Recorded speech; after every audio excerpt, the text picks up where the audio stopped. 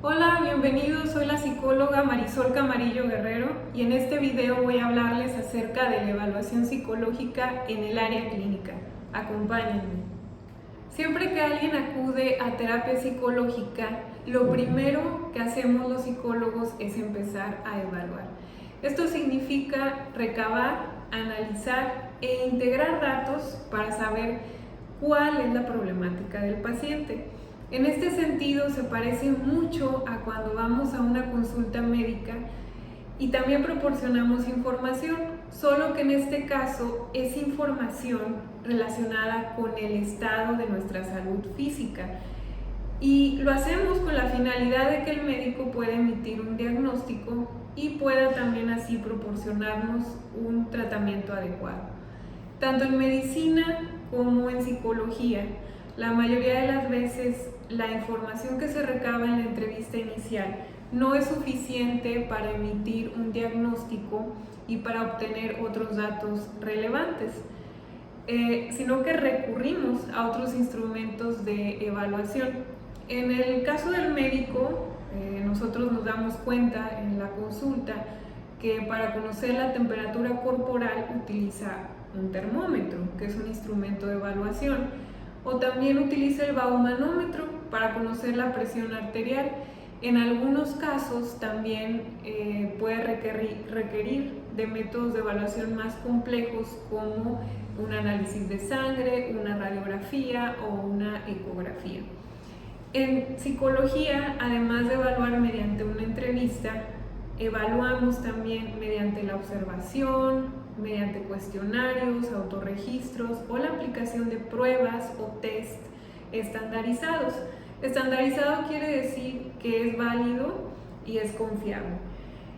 Así como en medicina, no quiere decir que cada que evaluemos a una persona vamos a utilizar todos los instrumentos de valoración disponibles, sino que se eligen la mayoría de las veces estos instrumentos y esta elección depende de varios factores. Entre ellos puede ser con cuáles cuenta el psicólogo, el tipo de problemática que se esté evaluando, o también puede depender de si el paciente tiene alguna limitación física o mental o carece de alguna habilidad que impida que nos proporcione información por algún método en específico. En estos casos lo que podemos hacer, si es posible, es adaptar ese instrumento de evaluación. Los psicólogos, desde que empezamos a escuchar y a observar a nuestro paciente, también comenzamos a hacer hipótesis, es decir, suposiciones sobre cuál o cuáles pueden ser los problemas que lo están aquejando, así como cuáles podrían ser las causas de estos.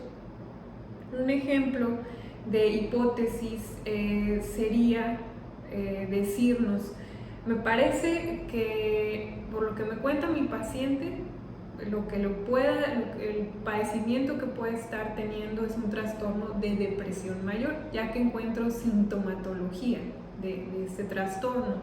O también otro ejemplo de hipótesis es decirnos: me parece que esta conducta ocurre cada que se presenta esta situación en la vida del paciente.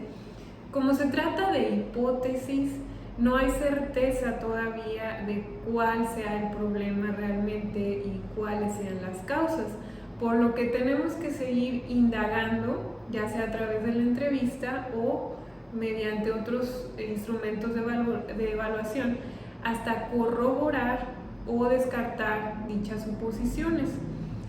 De esta forma es como llegamos al diagnóstico.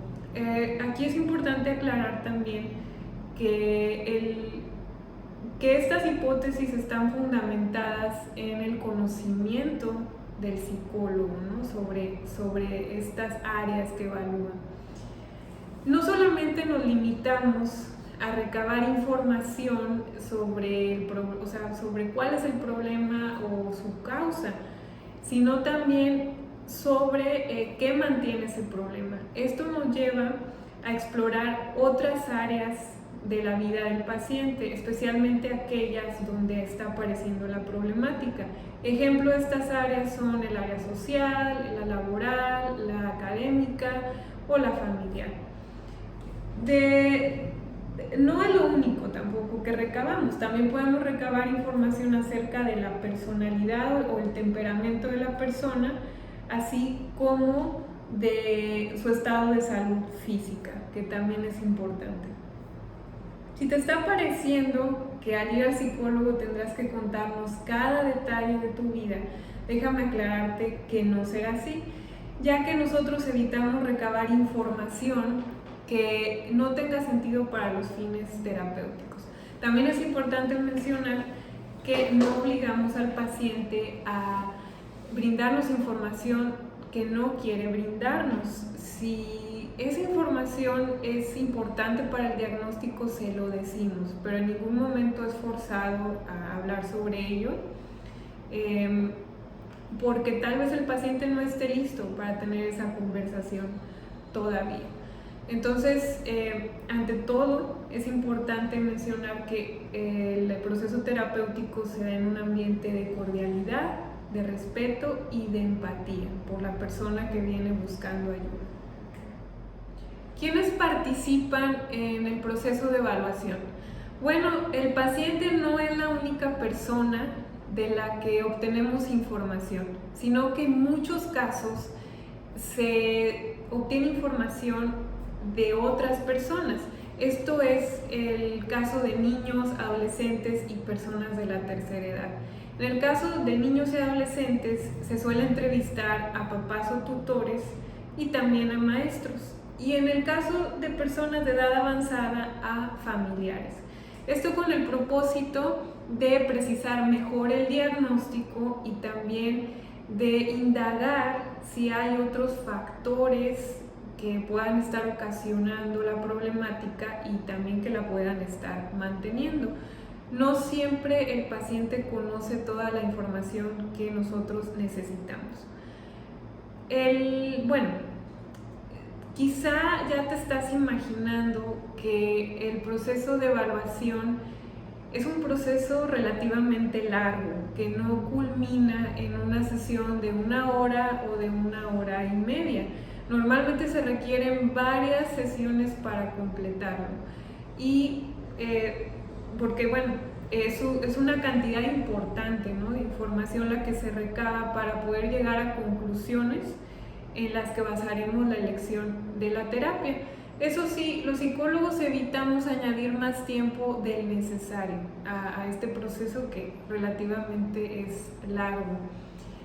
Algo que quiero también mencionar, que me resulta importante que lo sepan, es que en esta primera fase no solo se está evaluando al paciente, sino que también se empieza a tratarlo, se empieza a ayudarlo en su proceso de recuperación, ya que los psicólogos contamos con destrezas que ponemos en práctica desde la primera entrevista, que tienen esta finalidad, empezar a ayudar al paciente.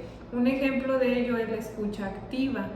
El paciente se siente bien al hablar libremente, al estar siendo escuchado y estar siendo comprendido. También, si es posible, empezamos a brindar recomendaciones, estrategias o técnicas que le vayan ayudando a sentirse mejor.